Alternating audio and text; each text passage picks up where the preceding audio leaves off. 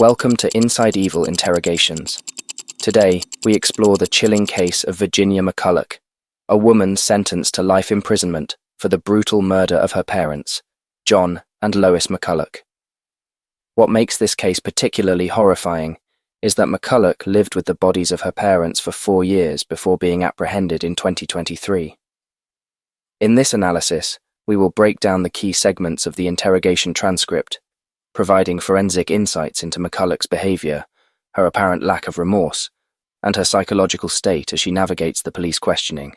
Some breaking news to bring you now. Virginia McCulloch has been sentenced to life imprisonment with a minimum term of 36 years, and that is for the murder of her parents John and Lois McCulloch at Chelmsford Crown Court. She admitted to killing her parents between the 17th and 20th of June in 2019. So just a reminder, Virginia McCulloch has been sentenced to life with a minimum of 36 years for murdering her parents. Her arrest was filmed by police officers wearing body cameras. We can show you some of that footage now, and I should warn you that you may find parts of it very distressing.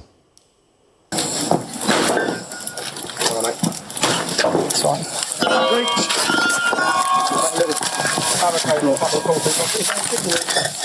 No one in here at the moment. Hold on. The police. Got it. Stay where you are. Stay where you are. Show me. Stay where you are. Show your hands. Yeah. The interrogation opens with Virginia McCulloch calmly responding to police as they ask about her parents' whereabouts. When asked where her father is, McCulloch admits, without hesitation, that his body is in the house. Her response is matter-of-fact, devoid of any visible emotional turmoil or remorse, which immediately raises questions about her psychological state. From a forensic psychological perspective, this calm demeanor can be indicative of several possibilities. First, it suggests dissociation.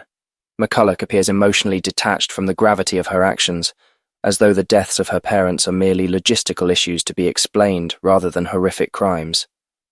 This detachment is common among individuals with psychopathic tendencies or those who have developed psychological coping mechanisms to distance themselves from traumatic realities. Moreover, her willingness to guide the police through the scene without any overt distress suggests that she has had years to reconcile, or at least rationalize, the murders. Her casual delivery of information points to a compartmentalization of her actions, a common trait among individuals who commit prolonged or heinous crimes, allowing them to continue functioning in society while mentally distancing themselves from their actions. Jenny? Cool.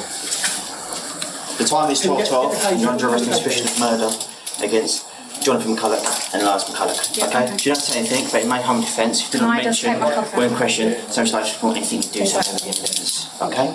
Alright, your arrest is necessary for a prompt and effective. Is there anything in the pocket we should know about? Yes, there is. Can I take you to it? No, you can tell me.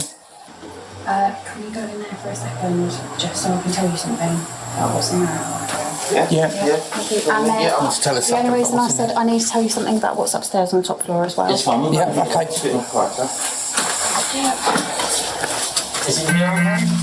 Yeah. Yes, mind your feet, so obviously we Honestly, I'm not that phone. No, it's fine. I know, but obviously I've got to be careful. My dad's body's in there. Right, okay. Yep, okay. Obviously I'll What about say, your mum? a little bit more complicated. Okay. That's why I said, can I go upstairs and show Right, you? can you If explain wanna it to us, bring please? Because officers, we're trying to preserve this. It's now going to be a scene, so we need to preserve this the best we can. So I don't want you to have you walking up there, all right? Because that's for your well-being as well as ours. Oh, no, up. Okay. So what? Thank you. Where will we find your mum? Well, possible. Where will we find your mum? Okay, so upstairs there are about 5 wardrobes. Yep. It's behind the bed at the back next to the sink. That's the second one. I've slipped a pile of those into his drink. There were about 2 or 3 drinks that I brought downstairs. And yeah, they were basically, he didn't drink all of them. He only drank probably about half of 2. But yeah, when I went in the morning, this was before my mother.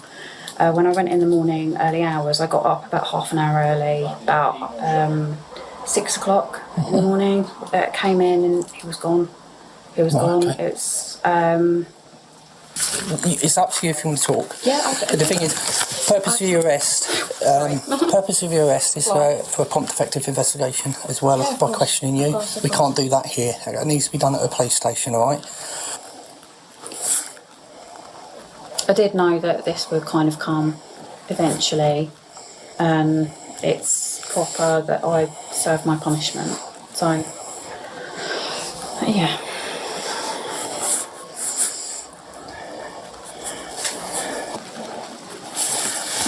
Okay, so Virginia, I'm just going to ask you this. This is what I've written down based on the information you just told us, because what we regard as a significant comment, because you've made it under caution up after your arrest. By the way, they're my granddad's. Okay, right. So I've written this, please. As the interrogation progresses, McCulloch begins providing more details about the logistics of hiding her parents' bodies.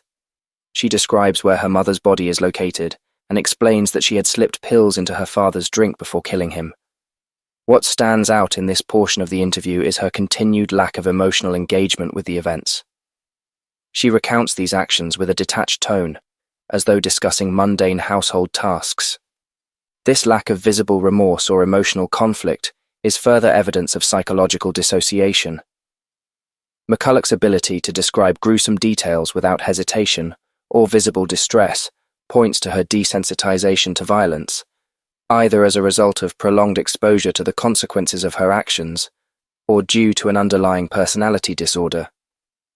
Her calmness in recounting the details also indicates a level of comfort with the situation, possibly because she had lived with the reality of her parents' deaths for several years before being confronted by authorities. Additionally, McCulloch's attempt to help the police find all relevant evidence, including the murder weapon, and details about the financial transactions she conducted using her parents' assets, reflects a level of resignation. By this point, she seems fully aware that there is no escaping responsibility for her actions, yet she still shows no signs of remorse. I, Virginia McCulloch, have informed Police Constables 77329 Brown and 79387 Bowers after entering my house on Friday the 15th September 2023 that I murdered my father, John McCulloch, who was stated was under a bed in the rear ground floor of the house, and my mother upstairs in a cupboard next to the sink. Wardrobe. It's a double wardrobe. Right, okay, I've written Double cupboard. wardrobe. It's like 4 wardrobe doors, but it's the one nearest the sink. Double wardrobe. The cupboard. Yeah. What's significant as I've written down here now, I've just read out to you. Are you happy to sign that, to say that's a true account? Yeah.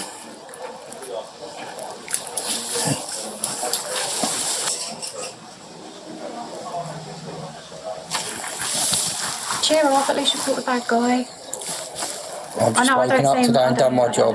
No. I don't think not a lot. 100% evil, but we all, I'm not going to comment on anything. It's not my job to comment on it, okay? Because I've got to be impartial with everything, okay? So I'm not going to give any comments. No. Well, I mean, I deserve to obviously get whatever's coming sentence-wise, because that's the right thing to do, and that might give me a bit of peace.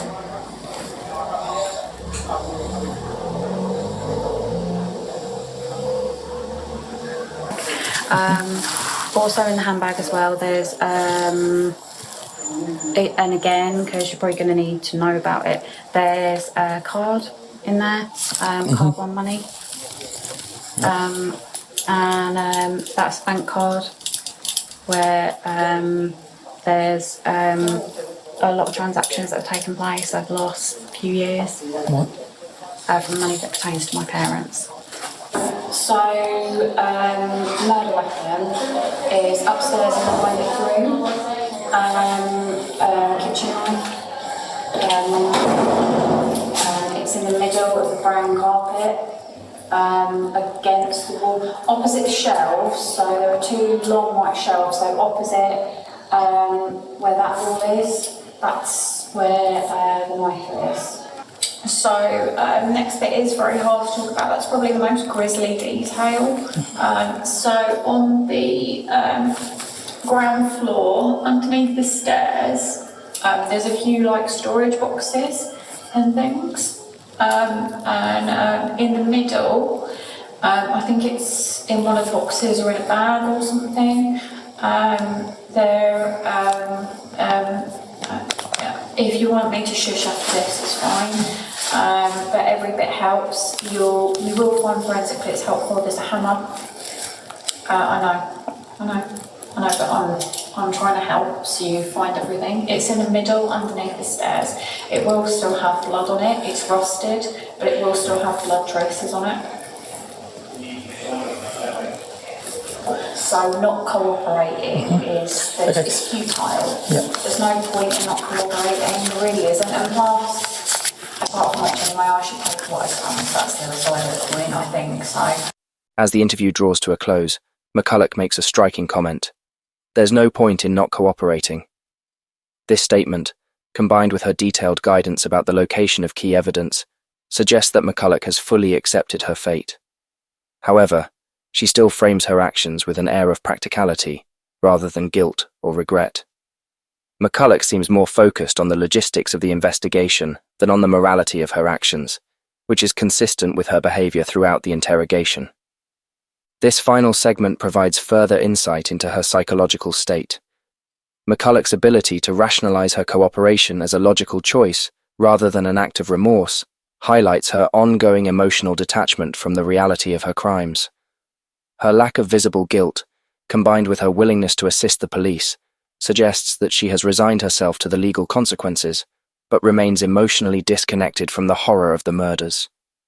In forensic terms, this detachment could indicate a personality disorder, such as psychopathy, where individuals experience little to no empathy for their victims. Alternatively, it could be a result of years of living with the bodies in her home, allowing her to mentally compartmentalize the deaths and function in a state of psychological dissociation. Virginia McCulloch's interrogation reveals a woman who is disturbingly detached from the heinous acts she committed. Her calm demeanor, lack of emotional engagement, and focus on the logistics of the investigation suggest a deeply dissociated individual, capable of rationalizing and compartmentalizing the brutal murders of her parents. Throughout the interrogation, McCulloch shows no visible signs of remorse or guilt, raising important questions about her psychological state and how she was able to live with the consequences of her actions for years. Stay tuned to Inside Evil Interrogations for more in-depth forensic breakdowns of real-life criminal minds and the shocking cases that expose the darkest corners of human behavior.